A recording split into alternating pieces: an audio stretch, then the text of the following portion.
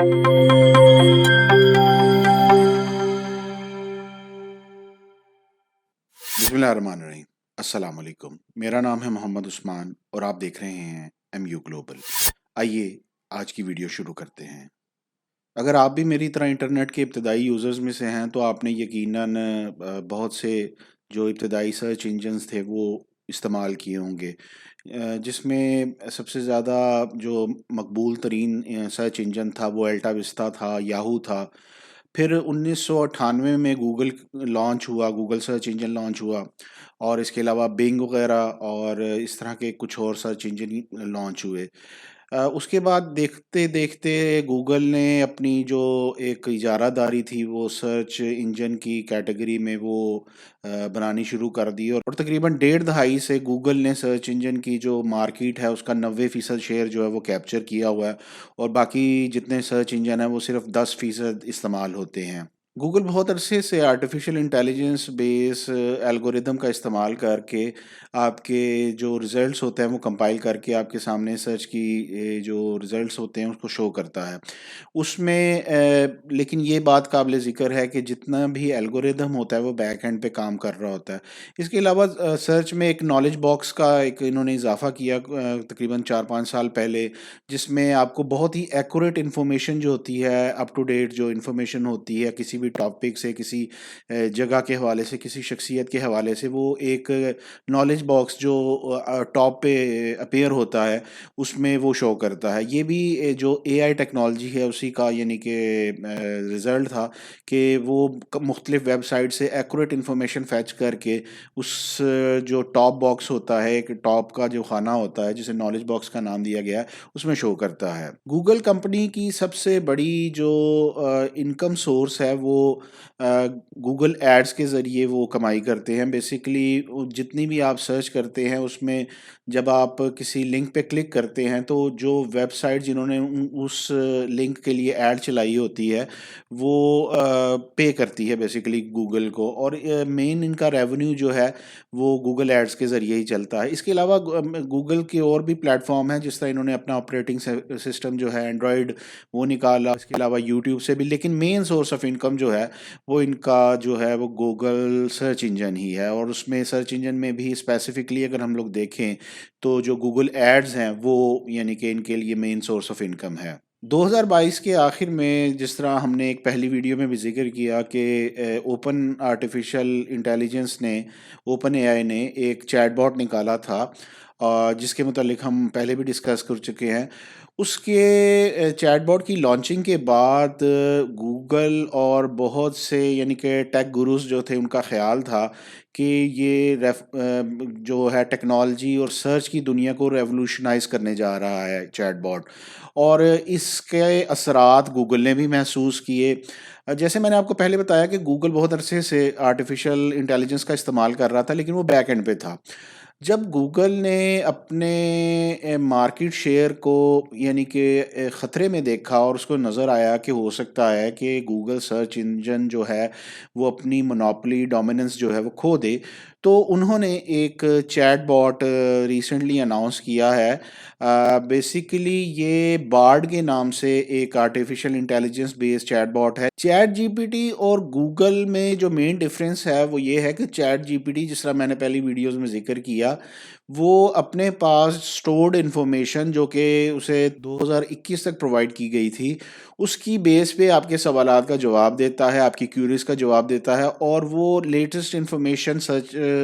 Internet से search नहीं कर सकता। लेकिन गूगल ने जो 6 फरवरी को बार्ड के नाम से अपना चैट बॉट या सर्च बॉट लॉन्च किया है, उसकी खासियत ये है कि वो अपने पास मौजूद इन्फॉर्मेशन जो उसे फीड की गई है प्लस फ्रेश इन्फॉर्मेशन इंटरनेट से सर्च करने की सलाहियत रखता है। गूगल की बार्ड टेक्नोलॉजी बेसिकली 2 साल से अंडर ट्रायल थी, लेकिन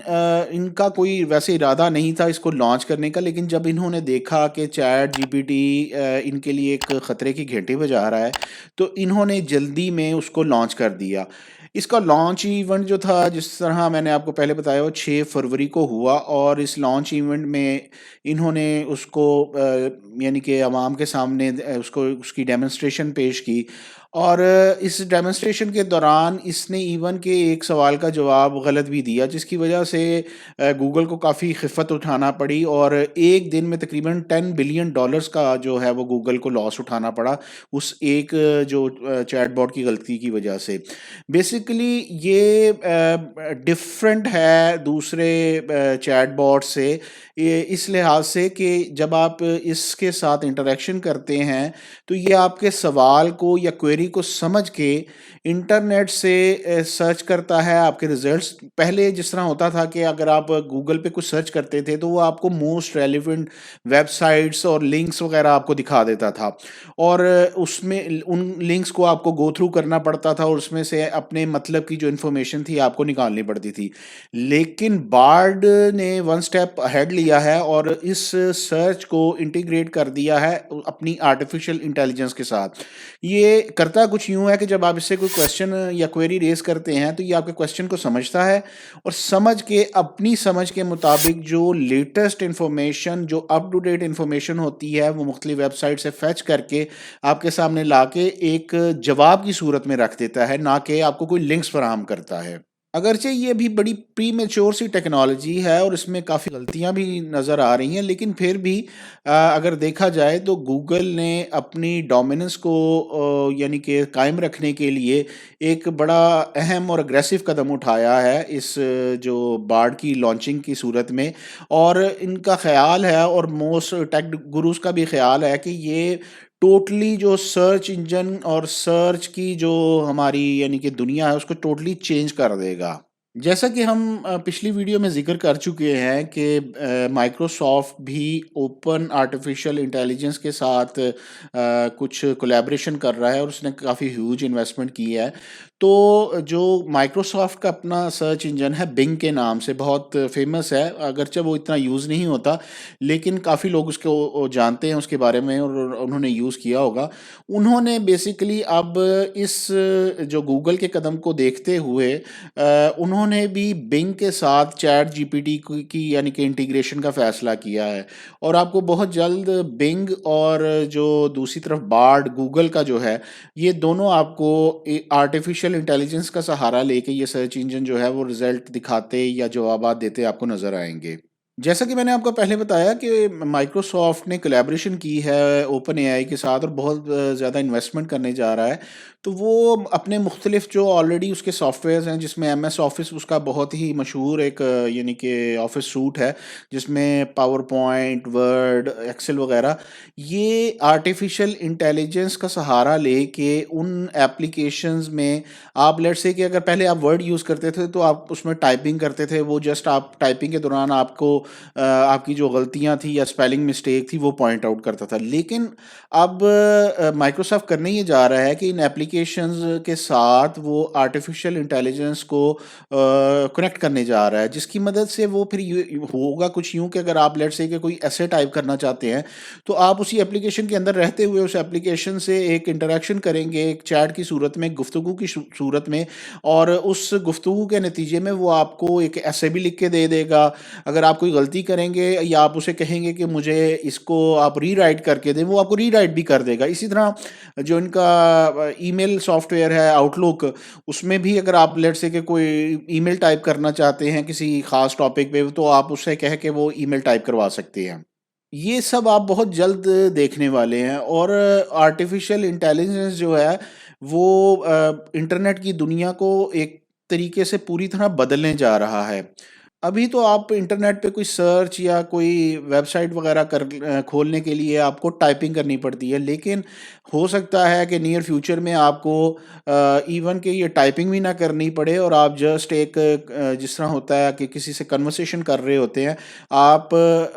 इंटरनेट का इस्तेमाल इस कन्वर्सेशनल फॉर्म में करें और आप गुफ्तगू करके अपनी जो रिज़ल्ट्स हैं और जो क्वेरीज़ हैं वो इंटरनेट पे यानी कि सर्च करें। और आप लेट्स से कि अगर आपने यूट्यूब यूट्यूब में कोई चीज़ वीडियो आपने खोलनी होती है या आपने प्ले करनी होती है, तो आपको जस्ट वहाँ पर जाके क्लिक करना होता है। पहले सर्च करते हैं, फिर क्लिक करते हैं। लेकिन जो आने वाले दिन हैं और आने वाले कुछ अरसे में आपको नज़र आएगा कि आप हो सकता है कि जस्ट वहाँ पर अपने वॉइस जो कमांड है या वॉइस की मदद से, एक वॉइस कन्वर्सेशन की मदद से आप वो चीज़ प्ले भी कर सकें और उस चीज़ को आप स्टॉप भी कर सकें। ऑलरेडी ये गूगल असिस्टेंट और इस तरह की यानी कि जो ऐप्स हैं, सिरी हो गई और अमेज़न की एलेक्सा हो गई, वो इस तरह के कुछ काम तो यानी कि कर रहे हैं, लेकिन अब जो मेन एप्लीकेशंस हैं आपको उसके अंदर भी ये इंटीग्रेशन जो है वो नज़र आएगी। माइक्रोसॉफ्ट, ओपन एआई और कई कंपनीज की जानिब से आर्टिफिशियल इंटेलिजेंस का इस्तेमाल मेरे ख्याल से